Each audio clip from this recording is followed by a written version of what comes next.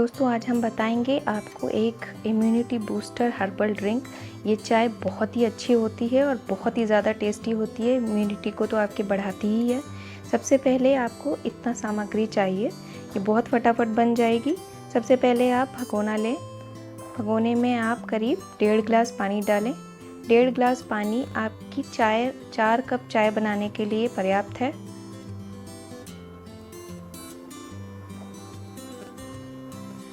इसको आप उबलने देंगे और इसमें हम सबसे पहले हल्दी डालेंगे। हम कच्ची हल्दी ले रहे हैं यहाँ पे। कच्ची हल्दी एंटीसेप्टिक और ये ब्लड प्योरीफायर बहुत अच्छे होती है और ये डाइजेशन के लिए भी बहुत ही अच्छी है। इसको हमने कूट लिया है, इसको डाल देंगे। अगर आपके पास कच्ची हल्दी नहीं है तो आप हल्दी पाउडर भी डाल सकते हो। अब हम लेते हैं अदरक।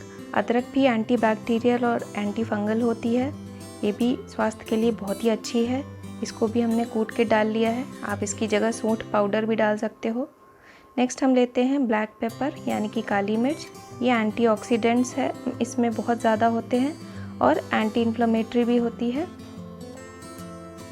इतना सब डालने के बाद हम इसमें डालेंगे सेंधा नमक यानी कि रॉक सॉल्ट। ये रेस्पिरेटरी प्रॉब्लम्स से फाइट करने में बहुत मदद करेगा।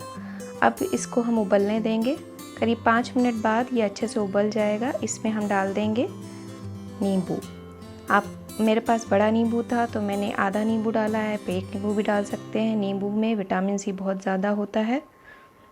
अगर आप नमक और नींबू नहीं डालना चाहते तो आप इसकी जगह शहद भी डाल सकते हो, लेकिन तब आपको नमक और नींबू नहीं डालना है। या तो आप शहद डालिए या नमक और नींबू डालिए। नींबू डालने के बाद आपको गैस बंद कर देनी है, इसको छान लेना है। देखिए आपकी चाय एकदम तैयार हो गई है, बहुत ही फटाफट बन गई। इसको आप पीजिए, अपने घर वालों को पिलाइए, सबका ख्याल रखिए। अगर आपको मेरी रेसिपी पसंद आए तो प्लीज़ मेरे वीडियो को लाइक करिए, शेयर कीजिए और मेरे चैनल को सब्सक्राइब करिए।